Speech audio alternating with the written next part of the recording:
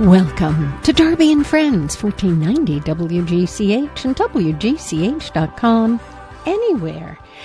This is really a different moment for me on Darby and Friends because my friendship with Patricia Chadwick has been that she has been a friend of Darby and Friends, coming on to talk about the economy and giving tips and advice to young people about managing money. We've talked about politics, and always with the very strong caveat, good news. Now, I'm going to share something I have recently read, and I thought it was so perfect that I would use this as her introduction. Many of you know Patricia from her charitable and philanthropic work in Greenwich, or have encountered her during her storied career on Wall Street, or know her as a dedicated mother raising twins in town. Perhaps you've bumped into her at the opera or on the beach in Watch Hill. What you probably don't know is that until the age of 17, she'd lived with her family in a renegade Catholic cult, sequestered from the outside world, having never watched television, listened to the radio, or had a McDonald's hamburger. You know, until I read the book, I personally did not know any of these things about you. And yet, on occasion, you had hinted at an unusual childhood. So I just came to a conclusion that maybe you were a hippie. Never occurred to me it would be totally the opposite of hippiedom. That was what I was expecting. And then, oh my gosh, I read the book. So welcome to you, Patricia. Thank you very much. Now, to be in a renegade cult of the Catholic Church, what exactly, for our listeners, does that mean? Well, those were someone else's words and someone who has read the book. It is not the way I thought about it. And it took my daughter, when she was in college at 20 years of age, to tell me, Mom, you've just got to face reality. You actually grew up in a cult. Uh-huh.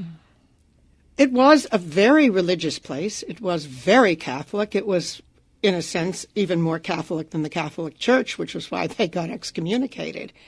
And what had started off as a very interesting challenge, a group of 60 adults and what ended up to be 39 children, living a communal life where parents had their own families and lived in their own apartments, and we all met and congregated for Mass and for benediction and for meals, morphed gradually into a very, very different way of life. And one could almost describe it as a social experiment, a social and religious experiment, perhaps, where little by little, as my father often described it afterwards, as a snowball rolling, and one change after another took place. First, the children were no longer allowed to live with their parents, and then the parents were really coerced into taking vows of celibacy. And then we couldn't speak to the parents, our parents, and we couldn't even speak, the boys couldn't even speak to the girls, all the while being raised and taught in this community, so never stepping a foot out of it. But this in Cambridge, Massachusetts, literally a stone's throw from Harvard, and a large percentage of the adults in this community being highly educated, highly intelligent, graduates of Harvard and Radcliffe. Who was the mastermind of this? It's an interesting term that you use, mastermind. The very origins of the place were made by Catherine Clark, a laywoman in 1940 with two young men, and she thought it would be great to have a place where Catholics could congregate. And it became so popular that she reached out to the Archbishop of Boston and to the Jesuits and said, there is this wonderful man, Leonard Feeney, Father Leonard Feeney, S.J., who I think would make a wonderful chaplain. He was renowned. He was the editor of America magazine, which is the Jesuit magazine. He was a poet. He had traveled the world. He had studied at Oxford. And he was allowed to do that. And so in 1943, so 3 years after it started, he came on board. And all was fine and well. It was immensely popular. The Pope sent his blessing. And then a couple of years later, right after the end of the war, after the bombing attacks in Japan and the huge loss of life, the center took a very radical turn in which they blamed, frankly, the colleges and universities in the United States for a lack of morals. And the baseness of the atomic bombs was something that, as they described it, opened their eyes to the evil in the world. And being Catholic, they espoused a dogma of the Catholic Church which said that you had to be Catholic to get to heaven. And Catholics have said that for a long time. But this was the era of ecumenism, just evolving. And the Archbishop of Boston, who ultimately became the Cardinal, Cushing, basically said, please don't do that. We really, really want to reach out to people. Right. But that this was Vatican II? This was before Vatican II. And so this small coterie of people said, no, we're not going to do that. My father was teaching at Boston College at the time. He was teaching philosophy. And they then, in essence, were told by the Archdiocese of Boston that the priest could no longer say Mass or perform any of his priestly functions, at which point they banded together and formed this religious community. And that religious community, like there's good and bad in everything, it seems on reading the book, because you and I had never talked about our childhood experiences with one another. I've only known you as an adult woman who is extremely accomplished, very, very smart, and versed in so many things. I was really struck as I read it. There was huge abuse, both physical and mental abuse. Though not sexual. No, right. Physical. Yeah. Well, when I say physical, I mean that you were beaten. Yes. You were, I'm trying to remember, I think was it you and your sister who was put in the dark room? It was my sister. That's what I thought. I mean, these are terrible things to do to children, to separate them from the love and affection of parents. And yet you are an extremely, seemingly well-adjusted woman that I enjoy your company. I mean, your ability to reach out and do all these wonderful things you do, whether it's in business or support of the Metropolitan Opera or... How long did it take you to write the book?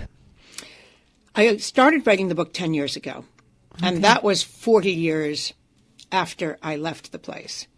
I think there was a very big advantage in doing that, partially because I think I was able to process things and actually be both the narrator and the protagonist, so stand on the outside looking in as well as reminiscing about my own recollections. And I was fortunate to have a very, very wonderful memory of things that went on. And then I decided to learn the craft of writing. And I had been on Wall Street. I had been in the business world, and you write in a certain way when you're doing that, and then you write in an entirely different way when you become, a writer of fiction or memoir or whatever. And so that took a while. And I was working with a group of women up in Westport, at the Westport Writers Workshop, and they were enormously helpful because I was a bit reluctant. I knew I wanted to write the book, and I knew I had the support of my parents to do it, the emotional support. They were totally on board, but I was still reluctant to tell some of the stories, and these women were amazing. Each week we would come in, and they would say, you've got to keep on writing. You've got to keep on writing. What were you concerned about? I know in part of the book, when you first leave the group, you would be averse to letting anyone know where you were from. What caused the change? What made it easier for you to tell your story? Well, first, I certainly think a certain amount of maturity in my own comfort with who I am and all of that. But remember, when I left, I was in the Boston area. And our group was well known. I mean, we were referred to as Feeniites, And there was nothing worse than to be a Feeneyite. So I, of course, didn't want anyone to know who I was. So I also knew so little about the world. I knew nothing. And so I was very silent, observing. But as time went on, I found that I was able to be successful.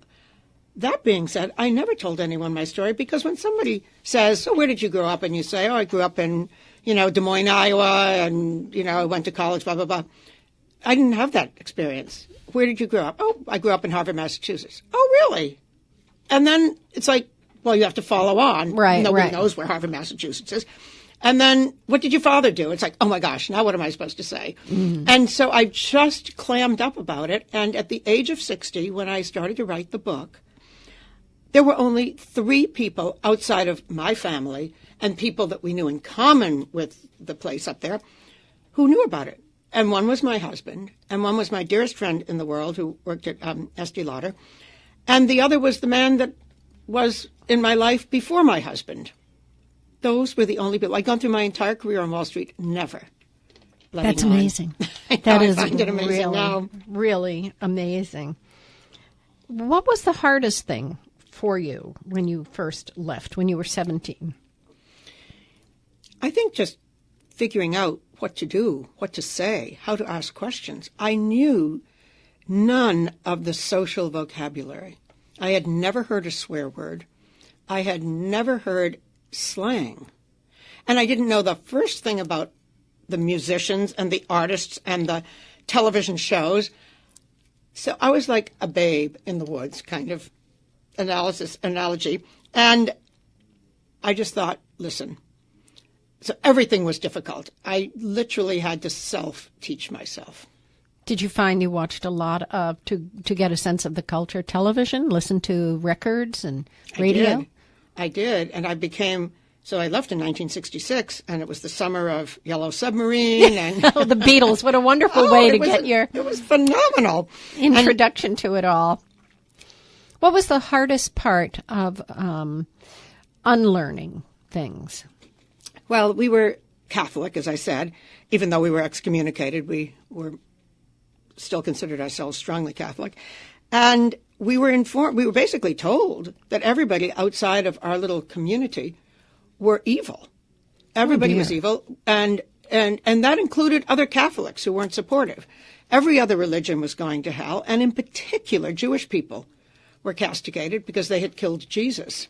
And even as a tiny child, or little child, 8, 9 years old, I used to think, but that was almost 2,000 years ago. How can they still be bad? It made no sense to me, but I knew that you don't argue.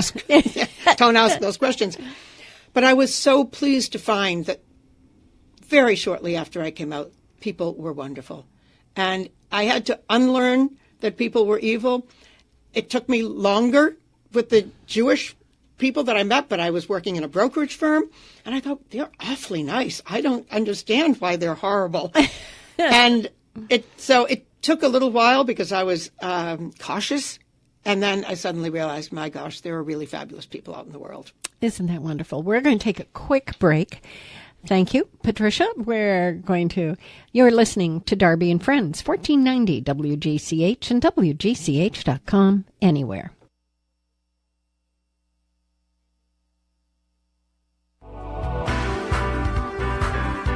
Welcome back to Darby and Friends, 1490 WGCH and WGCH.com, anywhere.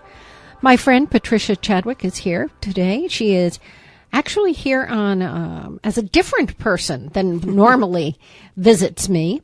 She is here as an author and of a wonderful memoir. I totally enjoyed reading it. Some of it made me a bit sad, some of the things you had to experience, but knowing you today, every little sentence where you have a childhood wish, you've accomplished it. You've done it. You've seen the world. You've traveled more than almost anybody I know. You've been to the heights of a woman in business on Wall Street in your career, being successful. You're kind and generous and knowledgeable about the arts. You're philanthropic. I mean, I could just go on singing your praises, but I want you to talk. So, you have some very interesting events that are upcoming. Let's talk about some of those events that are coming. Okay. I do. So the book is Little Sister. Yes. And it's people will say, "Oh, do you have a little sister?" And I say, "No, you have to read the book to find out why it's called Little Sister." I have a couple of events here in town at Christ Church on April 5th at 7:30 in the evening. I'm doing a small reading. We're going to have a discussion, a Q&A, and then I will sign books. I also have an upcoming event in May at the library. In fact, for people who are a little beyond this area, I have one up in New Canaan that's coming up. And I also have one at Lily Downing and David Udane's house, which is up in backcountry Stamford. And that is on April 10th. I'm going up to Boston, and I'm doing a couple of shows there. And I'm having a number of radio shows that I'll be doing in the days right after the book comes out, all over the country. Fortunately, I can do them from a studio and don't have to don't have to fly everywhere. Good. So this is just exploding onto the scene because people have such an interest in. Do you think because of what happened to the children down at the border that people are saying this is terrible when children are separated from family? I do think so. I think that, I myself felt very much with those parents and those children when those stories were coming out, and I thought I knew what it felt like to not be able to see your parents and not be able to talk to them. And I do think that social, horrific social situation is something that is very much in the news, and so I think that there is a little bit of a tie-in in that regard. Yes. When in the 1960s, there was the Massachusetts Supreme Court case that came up when one of the fathers wanted to get his children out of there. Yes. How did the community respond to that? Did you think, maybe we'll all get out, or was it, what a bad guy for trying to get these children out away from us? Well, remember, I was a child at the time. I was a teenager, but still very much young and inexperienced. We were a very tight family, nearly 100 people. And when someone left, they were ridiculed, and then they were never spoken of again. And so one of the fathers, who had asked his wife, "Would you please leave with me and we'll take our 5 boys and I'll go and I'll get my law degree and we'll have our life." And sadly, I think she said no. And so he left and then came back and sought custody of his children. And we were a family. So he was the outside person, and we, including his 5 children, were the inside people fighting against him. That is true. And then ultimately the Supreme Court of Massachusetts did not overturn the case, and he got the custody of his children. And did you ever think that they would maybe turn more of an eye on looking at what was going on in the community? We were investigated more from a scholastic standpoint than anything else. Most people cared. If they want to live this communal life, we don't care. Mm-hmm. That being said, I must say that when there have been other situations, not unlike ours, when authorities would be going up against them, whether it was in Waco, Texas. Right, exactly. That was one that was particularly close to me. I truly felt at one with the people inside that stockade. Frightening. Yes, but I thought, I know what they're going through. Yes. And even though I had no interest in what they stood for, it doesn't. But you could really. I was there. Right there. Yes. That's amazing. I'm very interested in how you have been able to really nurture this extraordinarily positive attitude. I remember the first time you came on the show years ago, and I said, you know so much about Wall Street and the world economies, but please keep it good news. And you smiled that gorgeous smile, and I knew it was not going to be a problem for you to do that. So how did you develop and nurture that? Well, I do think that we're all, put together in one way or another, and I am a the glass is half full kind of girl. That being said, I really, really want to stress that through this environment where I was not allowed to talk to my parents, even though they were there, even though I saw them all the time, through it all, particularly my father would break the rules and send signals to me that he cared. And for all of us, though he had 4 girls and 1 boy, and all 4 of us he called my little princess. And sometimes he would just whisper that. Other times he would just wiggle his little finger. And I'll tell you, just to have that confirmation, silent though it was hugely beneficial. Because through this whole environment, I always knew my parents loved me. And the book is dedicated to them, even though some may be surprised and some may not necessarily understand them the way I do. There was no doubt. And I think that helped me enormously. When the whole family came together 5 years after I was forced to leave, there was no anger. And for the next 40 years, we were together as a family, and my parents did not get a certain number of years, 10, 12, 15 years of raising their own children, but they were enormously wonderful grandparents. And there has never been any anger. My parents knew I was writing this book, and my mother read the whole thing. Well, she seemed to be always very supportive, particularly at the moment when you left. She was.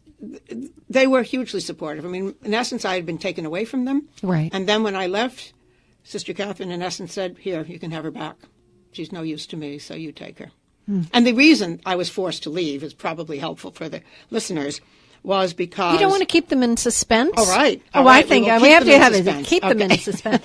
I'll tell you just a personal part of the book that I loved when it was very important for you and any one of the children to exceed, but you specifically, scholastically, because they wanted to have some good colleges that if you're educated in this group, you will be able to get into. And you had to take the test in Latin. And you were talking about you weren't familiar with the particular passage in Latin, but then you go something like, oh, well, it's a battle and I can do that. And you probably aced it. I thought only Patricia would see a battle in Latin written up and be able to ace it. Well, the irony of that was that we were, during that lawsuit that you referenced, the authorities were informed, incorrectly, it seems, obviously, but that our educational standards, we were not up to the educational standards. So that was when they... beyond. Well, that's when they decided, okay, we better have her, I was one of the oldest children, apply to colleges to prove, because they were not accredited in the state of Massachusetts, and they wanted to get accredited. So I applied to Bates, where my father had gone, and I applied to Vassar. And I got into both of them, at which point I felt, and this was, again, I knew at that point I would be leaving, but this was for my family. These 100 people were my family. I knew no one outside of this community. And I felt really happy that we got it because I knew the school would be accredited. However, I then had to sign letters saying I was not coming to any of those colleges. And I realized very clearly that I was the ammunition to get where they wanted to go, despite the fact that I was on my way out. And the they is really Sister Catherine. It was Sister Catherine, yes. Yeah. She was. How do you feel about her? You know, it's very interesting. I have had anger towards her, even though I have not had it at all toward my parents. But today, she would be 119 years old this year. I actually think if I were to meet her today, I would like to say to her, did something terrible happen in your childhood that made you turn into an adult who felt this need to seek God in a way that destroyed families? It's very hard for me to comprehend it. And I just almost feel sorry for her. But I also am a firm believer that power corrupts. Interesting. And I have seen it. We've all seen it. Yes. And the Catholic Church has been a very, very good example of power corrupting, sadly, because priests are put on pedestals and parents give them a lot of leeway to their children, and we've seen terrible abuse. And so to me, sometimes as a person gains more and more power, they start to lose the perspective and the means justify the end. Right. And I think that that's what I saw in her. How did this whole life experience impact when you had your twins? Well, I always knew I wanted to have children. Yes. And I had the most marvelous time being a mother, even though I didn't have too many experiences of what that was like, except I had done it with my parents until I was 6. There were several things that I thought I would never do. First place, I couldn't fathom hitting a child. And remember, it was not my parents that hit me. And my sister's eating problems were something that I said, okay, we will never make food be an instrument. And I always tried to find a way to say yes to them because I had so many no's when I was a child. And that is the power of love and forgiveness and the good news that Patricia Chadwick stands for. Please get the book, Little Sister. You've been listening to Darby and Friends, 1490 WGCH and WGCH.com, anywhere.